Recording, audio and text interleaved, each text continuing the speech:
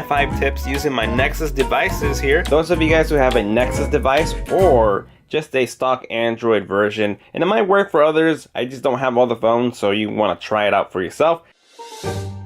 There's a little trick to your phone that I'm going to show you here. Pay attention to the toggles. I can rearrange all these, and maybe you thought you can't do that unless you're rooted, but you do not need that. Now all we're going to do is press and hold on this little, and you can see it spinning. You can see it spinning right there. I'm going to let go. System UI Tuner has been added to settings. Now we're going to scroll down and go to System UI Tuner.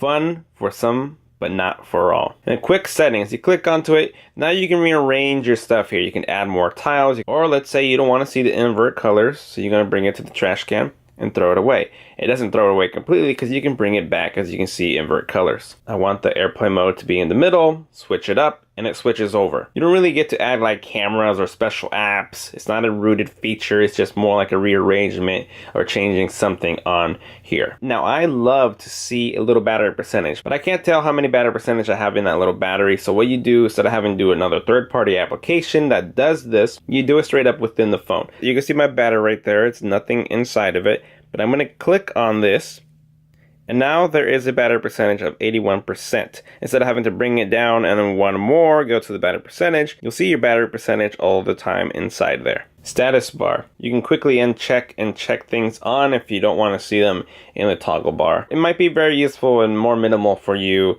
or added features. Tip 2.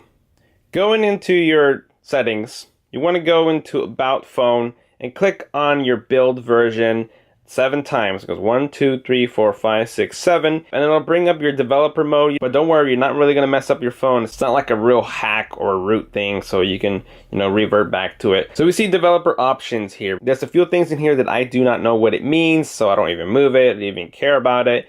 But you can see there's USB debugging mode. That's if you want to do some kind of computer hookup to do like tethering, some sort with other applications, or like bug reporting. I'm gonna hold the power button. You can see that's all we get. Select on that, now press the power button, now we get bug report. You can show touches, so if you want to see where your finger is hitting things, there's a little bubble there underneath my finger, you can't really tell. But if you want to see where it touches, so make sure it's registering, you can have that on and off. And this is where I used to come to all the time to change the animation scale, because maybe the way things pop up or move, you see that movement right there that comes up. We can move it into slower speeds. We'll do 5 times and you will see the animations are starting to get really slow. So now push that and you see that? The animations move very smoothly and very slowly. So if you want to make your phone feel faster, you want to set it at like 0.5 or even turn them off completely. It just looks and feels like it sped it. And if you go off, that means you're going to save some battery as well.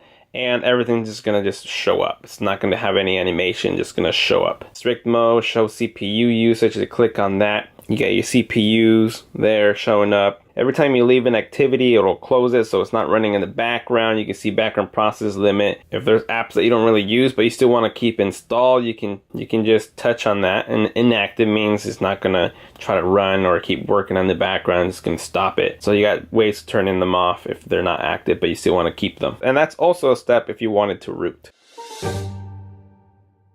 Maybe you don't have enough internal memory. You already removed your pictures, videos, and moved files over to make room, but you still don't have enough. Well, this is what you got to check out. Go into your settings, go into your storage and USB. It might say something different. Just go to your storage. As you can see here, I've only used less than 6 gigabytes on my 64 gigabyte. The reason why I don't have a lot of stuff taken, because I remove a lot of apps, I remove a lot of games, and all my pictures and videos go over the cloud on my Google Photos. So I will always have enough room. But we can see the apps are what takes the most memory on my phone. But going to the bottom, we can see cached data. There's 1.2 gigabytes of data being used, which can be released and nothing bad will happen to your phone. Let's clear that. I'm going to clear that. I've seen it up to 5 gigabytes of cached data. Now look at my memory, the 4.60. Now release more memory for me to be able to download if you weren't able to. So that's another tip there. But also, guys, I recommend storing your pictures on the cloud. Tip number 4, disabling applications. Those of you guys who have a lot of bloatware or applications that you never use but you can't remove them because you're not rooted. Play movies. Now, I can't remove Play Movies. Now, maybe your home launcher does not allow you to do it this way, But you can see I'm going to go to app info. Now if you want to go into your apps, you want to go into your settings, go to apps, and find that application again, Google Play Movies. Now I can't uninstall it because I have to have it, but I'm going to force stop it. You don't need to press that at all, but it'll say computing there, which you don't have to wait for, and you press disable. Now it says if you disable this app, other apps may no longer function as intended. Your data will also be deleted, which I'm totally fine because I don't ever use it. So I'm going to disable the app. Now it doesn't uninstall it from your phone. It just goes back to a factory version of uninstalling. It is disabled now. Let's go back into the drawer and you will see that it's no longer there. So I won't be annoyed with applications that are in my drawer, or it just won't be popping up or stuff being updated for it because I don't have it ready for it to try to work. So that's a disabled option. If you needed to bring it back, go back into your applications. If you don't have the option to choose from disabled, enabled, or applications, it's always going to be at the very bottom. And click on that, you see disabled. And those are the disabled applications.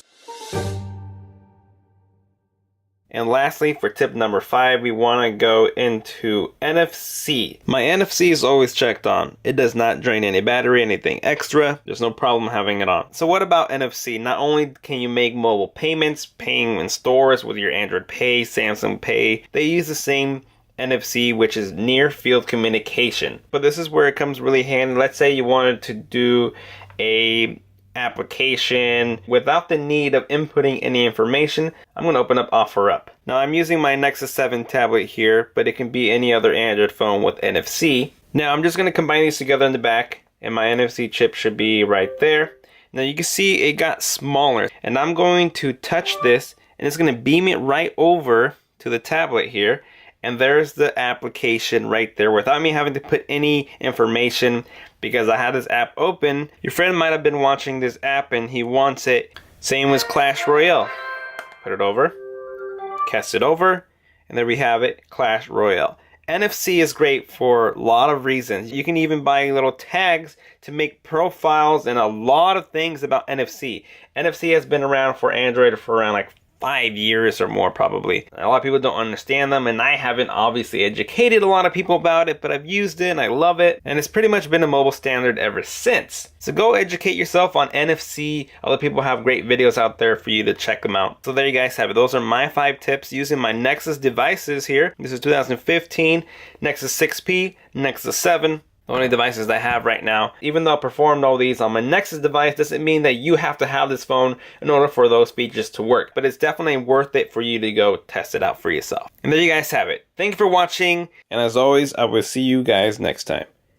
Later.